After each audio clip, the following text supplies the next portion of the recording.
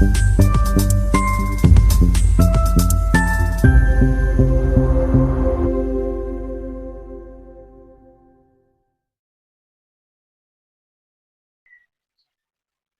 बच्चों, अब हम लोग देखेंगे लीनियर मोमेंटम क्या होता है।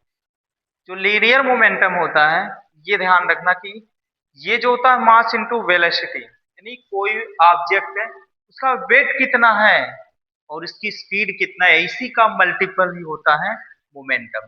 कह रहा the product of the mass, किसी प्रोडक्ट का mass and velocity of moving, कोई भी ऑब्जेक्ट है, कोई भी पार्टिकल है, उसकी मूविंग, ठीक है, बॉडी, कोई भी पार्टिकल है, किसी पार्टिकल या कोई भी बॉडी है, इट्स कॉल्ड लीनियर मोमेंटम, यानी उसका वेट कितना है और वो जो ऑब्जेक्ट है उसका वेलोसिटी कितना है, मल्टीपल ही क्या कहलाता है, मोमेंटम। तो मोमेंटम होता है, momentum equal to mass into velocity. Mass क्या होता है, उसका वेट, और वेलोसिटी का मतलब उसकी स्पीड क्या है।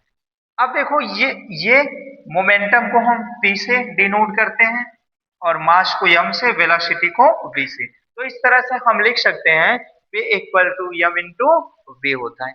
अब हम इसका SI यूनिट देखते हैं।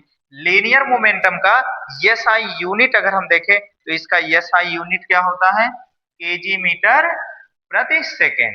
केजी मीटर प्रति सेकेंड क्यों, क्योंकि आप जानते हो कि जो मास होता है उसका केजी होता है इनटू, और वेलोसिटी किस में होता है, मीटर प्रति सेकंड में होता है। इसलिए अगर मोमेंटम का हम SI यूनिट देखें तो केजी मीटर प्रति सेकंड ही होता है। चलिए अब आगे बात कर लेते हैं इसका फिजिकल क्वांटिटी क्या होता है। तो क्योंकि आप ध्यान रखना कि इसमें डायरेक्शन है, मैग्नीट्यूड के साथ डायरेक्शन भी है इसमें, तो जिसमें मैग्नीट्यूड के साथ डायरेक्शन भी होता है वो होता है आपका वेक्टर होता है। तो इसलिए अगर लीनियर मोमेंटम देखें तो लीनियर मोमेंटम क्या है, वेक्टर है। इसका डायमेंशन देखें तो इसका डायमेंशन क्या होता है, मास में है, ठीक है, और ध्यान रखना मास यल है ना, यानी लेंथ में है, और टाइम पे माइनस, यानी ml/t पे पावर -1, ये क्या होता है, इसका डायमेंशन होता है।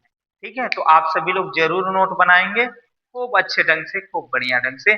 चलिए अब देखते हैं कि अगला टॉपिक हमारा क्या है, न्यूटन्स लॉ।